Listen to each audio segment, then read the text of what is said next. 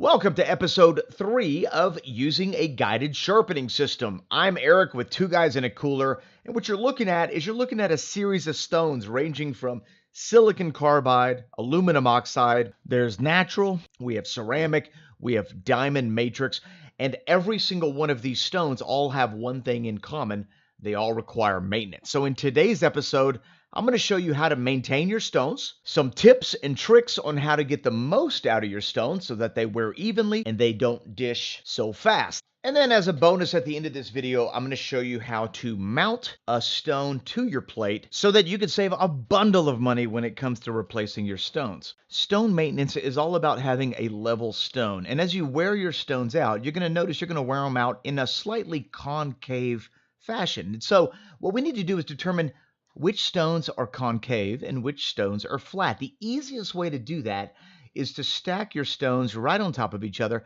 and put a flashlight behind them. If you can see any light coming through from the back of your stones, then it means that your stones are in the beginning stages of dishing and you want to consider flattening them. Well, let me go over a couple of options when it comes to flattening your stones. All right, what you're looking at is a leveling kit that EdgePro sells with silicon carbide 60 grit powder. Right there on the right is a DMT diamond plate, extra coarse.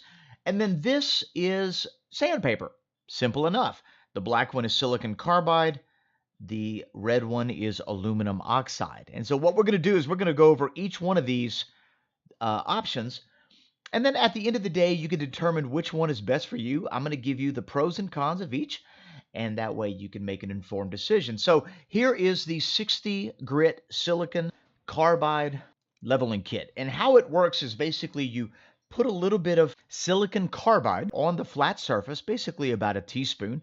You add a little bit of water and then rub your stone all over it. Well, let me give you a little tip, because when you flatten your stone, you're literally removing material, and you don't want to remove any more than you absolutely have to. So with a pencil, make a couple of X patterns, a couple of lines, and what we're going to do is we're going to rub that stone directly onto that silicon carbide grit, removing enough material until all of those pencil lines are completely gone. Once the pencil lines are completely gone, it means you now have a level stone, and then you can move on to the next one. Here's a couple things to remember when leveling your stones, and you can apply this to no matter what method you're using. When you press on a stone, your right hand is pressing at a different pressure than your left hand. You're sometimes pressing forward, you're sometimes pressing backwards. And so we're working, and I'll get into this here in a minute, but we're working on multiple planes of dimension as you remove material from your stone. So the idea when leveling your stone is that you not only want to move material, but you want to remove it in an even fashion. And the easiest way to do that is to rotate your stone clockwise, rotate your stone counterclockwise. Put very light pressure and then rotate your stone 180 degrees and do the same thing. And so what you're doing is you're basically rotating the stone in such a fashion that all sides are getting evenly worn down at the exact same time. The thing you don't want to do is keep your stone in the same position and just rub it back and forth, because you're not going to wear it down evenly. So whatever motions you end up doing, do the opposite motions. If you do 4 clockwise rotations, do 4 counterclockwise rotations. If you do 4 up and downs, do 4 left and rights. Definitely make sure through the process you rotate your stone 180 degrees, and when you're done, you're going to have a perfectly level stone. So that was the leveling plate with the silicon carbide grit. Now we're going to move on to the sandpaper. Now I've got aluminum oxide on the left, to the right is silicon carbide. Each one of them is a different grit, and they can be bought in a huge range of grits. And so for this demonstration, I'm just going to use what I have on hand. I don't normally use this technique to level my stones because I use sandpaper for a different purpose when it comes to sharpening. I use it for scratch patterns and cleaning up rust and things like that.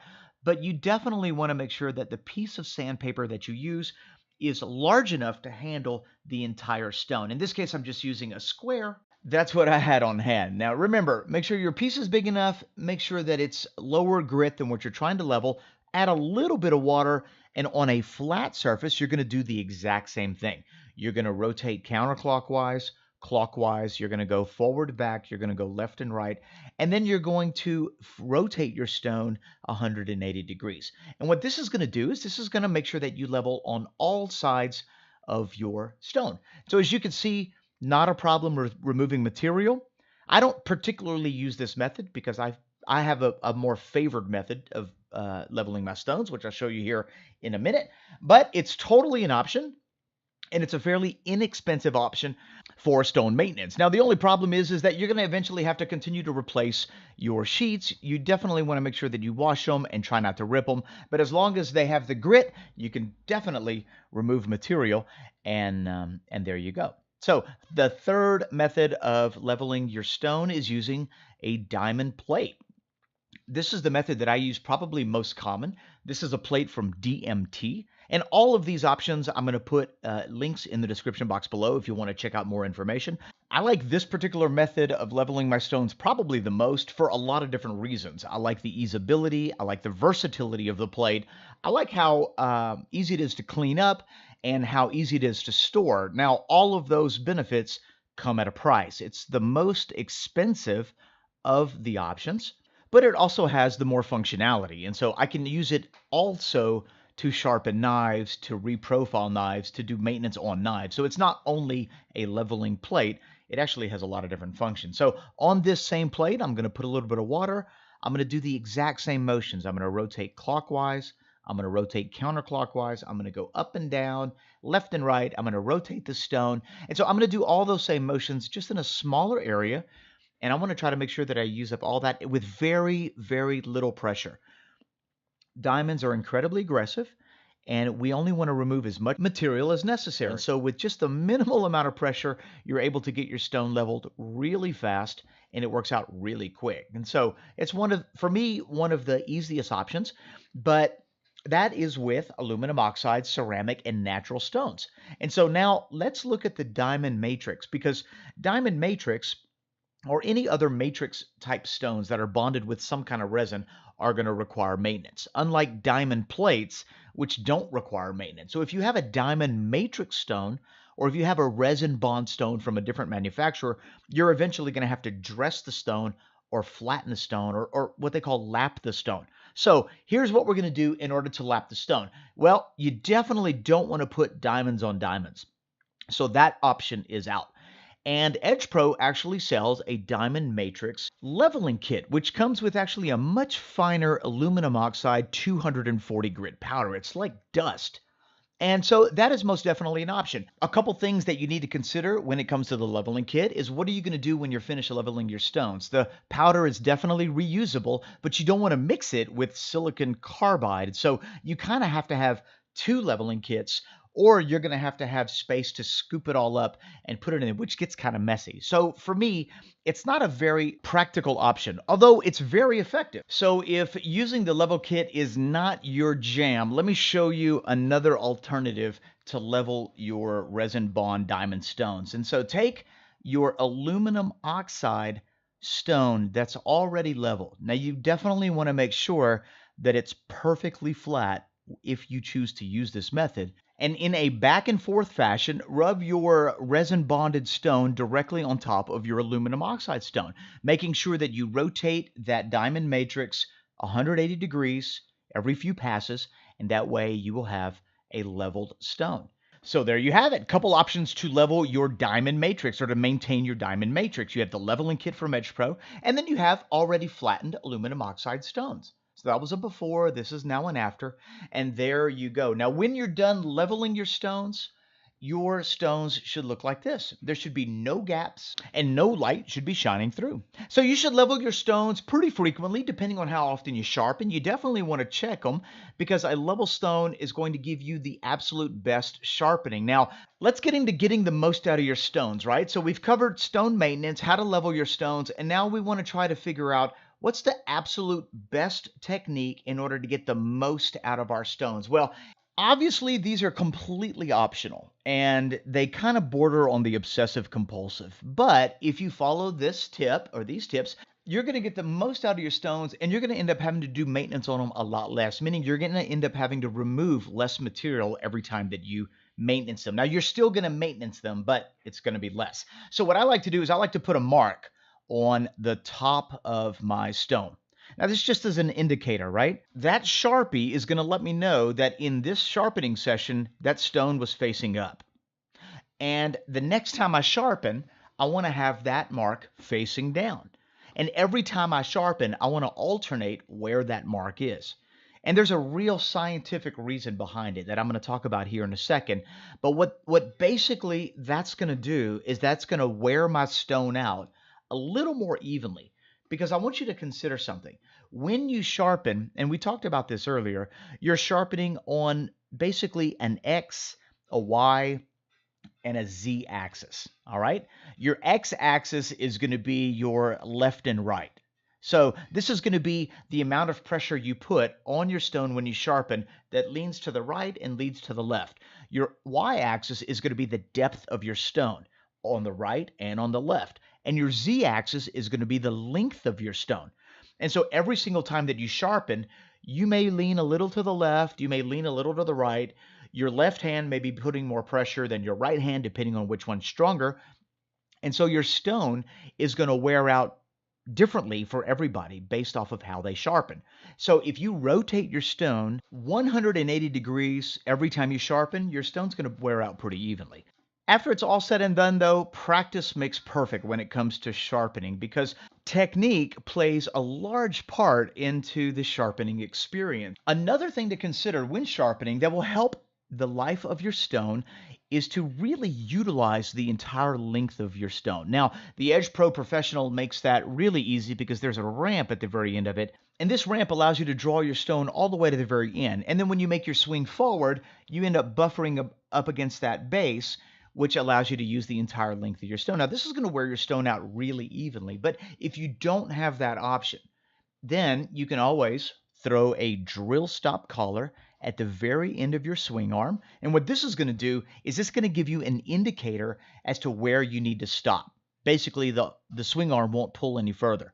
And so I set this particular swing arm to the very end of the stone, and whenever I pull back, it automatically stops. So that's another kind of cool way to use the drill stop collar, is that if you need to limit your swing arm so that you can maximize the length of your stone. For the Edge Pro Professional, it's not necessary, but it may be something you might want to consider for the Edge Pro Apex. All right, as we're winding down this particular episode, let's talk about a glazed stone. Now, a glazed stone is going to feel different than a freshly leveled stone. It's not going to cut. It's going to feel like it's just sliding right over your blade. And generally, you're going to get a glazed stone if you're sharpening way too fast. So if this is what your sharpening sessions look like, and this is real time, I'm not fast forwarding it, then there's a good chance you have experienced a glazed stone. Now, all a glazed stone is the swarth getting embedded into the stone and creating a really slick surface. Now, can you get a knife to cut paper with a glazed stone? Obviously you can. I'm doing it right there.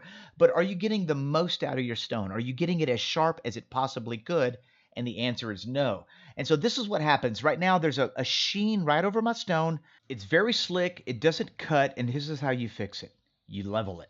And that's it. So if you happen to have a glazed stone, all you need to do to fix it is just put it on your leveling surface, whatever that is, and then go ahead and level it, and you're back in business.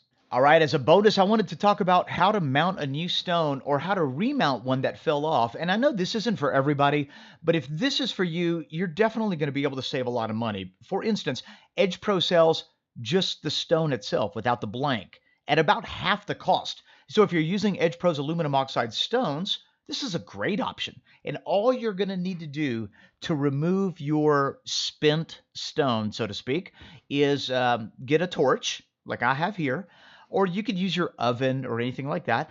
And what you're trying to do is you're trying to melt the adhesive between the stone and the blank. You're just trying to soften it up. And so this is for demonstration purposes only because I'm still using this stone, but I wanted to remove it so that you could see what it was like. And with even heat, I just went back and forth. And while it was still relatively hot, so you kind of want to be careful. And with some tongs, you could see right here that the stone just slides right off. And there you go. Now, you're going to be left with a little bit of adhesive that's left behind. And when you mount a new stone on it, you want to try to clean that up as much as you can. Get you a little bottle of Goo Gone, because the stuff is great, and put it on there and just wipe it off with a little towel. And there you go. So I've already cleaned off the stone because I'm going to remount it now, and the blank, and here we go. So to mount this, use the same stuff that Edge Pro uses. This is Pro equipment. This is Super 77 3M adhesive. This stuff is awesome. You can use it for all sorts of projects. But all you're going to do is you're going to spray that on your blank and on your stone, and you're going to count to 10, right? After 10 seconds, which lets it set up for a minute, you're going to go ahead and put one on top of the other, and then you have roughly about 5 seconds or so to make sure that it's in the right position. Once it's in the right position, make sure that it's even, set it to the side, and that's it. Now, all you want to do is leave it on the counter for overnight to allow it to cure, and then you can go ahead and start using your stone. And so that's a really great, cost-effective way to replace your stone. The only thing you got to remember is that they are fragile, if they don't have the blank, so store them in a place that they're not going to crack. Thanks a lot for watching this video. If you got any questions on how to maintain your stones, put them in the comment section below, or if you feel like you want to add something, write it in the comment section below.